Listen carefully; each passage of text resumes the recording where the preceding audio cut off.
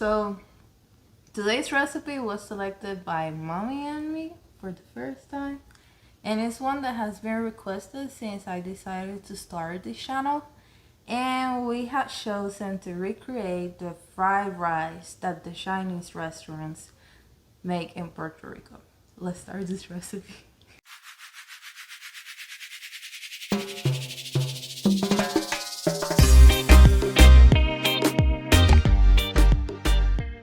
Hi, my name is Shabriska. Hi, my name is Sandra and I am Sumai. In this channel, the secret ingredient is love. All the ingredients, equipment, or utensils that we're gonna be using in this recipe, I'm gonna leave it in the description box below. There is a note for this recipe. I recommend you to do the rice the day before so it's completely cold. And I also recommend you to do your mise en place or have all your ingredients in hand already prepared. So when you start cooking this rice, it's more easy to cook. Let's start with this recipe.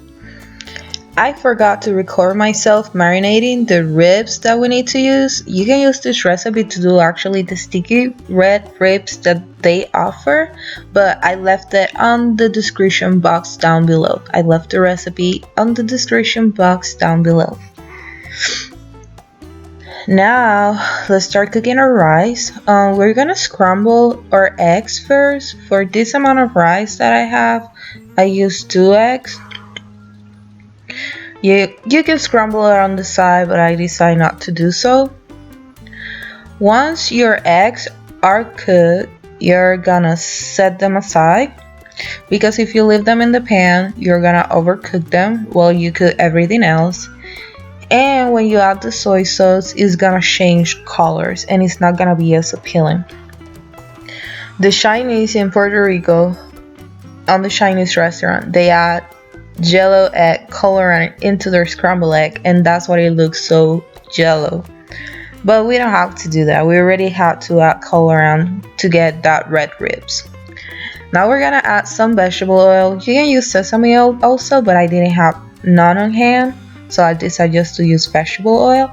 And you're gonna put your onions in the pan and you're gonna start cooking them until they are translucent and a little bit caramelized. Once your onions are translucent, you're gonna add your ground garlic or garlic paste and your ginger paste and garlic paste. Yeah, that's what I needed to say. I sliced my garlic. Sorry about that. I sliced my garlic because that's how I wanted that today, but you don't have to. After you cook your garlic and ginger, you're gonna add your shrimp. Right now is the only raw thing that you have in the rice, and you're gonna cook it until they're almost ready.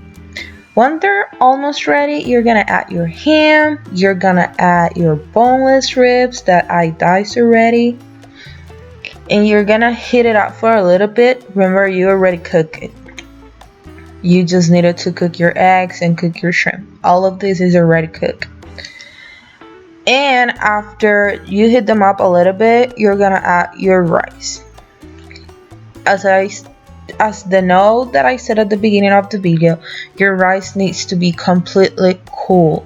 You either have to do it in the morning, or even better, do it the day before dinner time and put it in the fridge.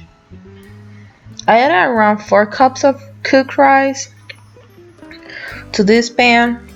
And now we're gonna mix all these ingredients really nicely. If you add the soy sauce before you mix your ingredients at this point, your soy sauce is not gonna cover the rice grain properly. So, I was a little bit messy there. I'm sorry about that.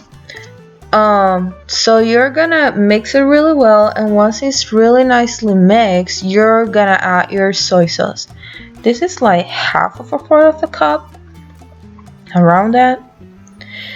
And after you add your soy sauce, you're gonna mix it again. I also added a little bit of Chinese spice or Chinese five spice to enhance that flavor. And And you're gonna make sure that you mix all the grains really truly so they're completely covered in the soy sauce to get that peculiar like brown grain of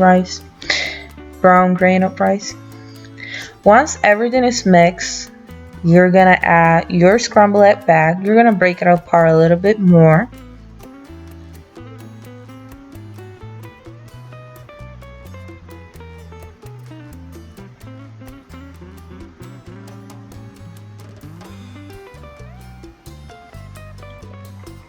And once you mix your eggs in, you're gonna add your leafy greens. I use romaine lettuce and cabbage that I have in the fridge. You can use snap cabbage too. And I also added some onion tops or green onions to it to add that peculiar flavor. And once you add your leafy greens and your green onions, you can turn off the pan turn off the burner because you want to keep this leafy greens and green onions as crunchy as fresh as possible. And this is how the dish looks once it's finished.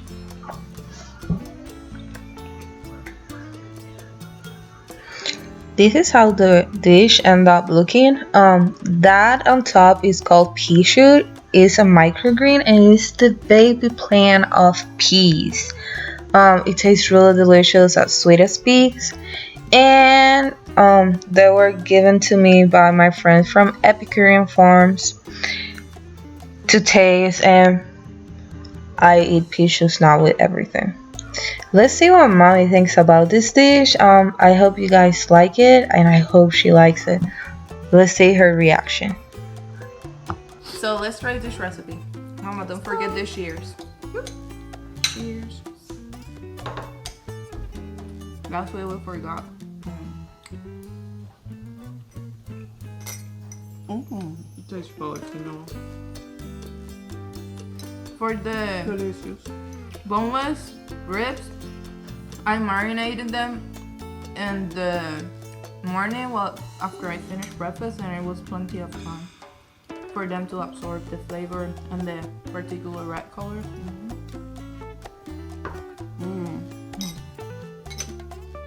For this recipe, it's really important that you guys do the rice the day before. Otherwise, the texture is not gonna be the same. It's gonna be like all smushy and nasty, or bad texture.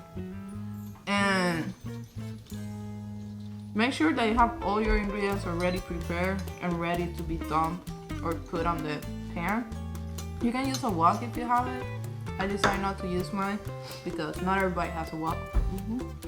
But this is a delicious recipe.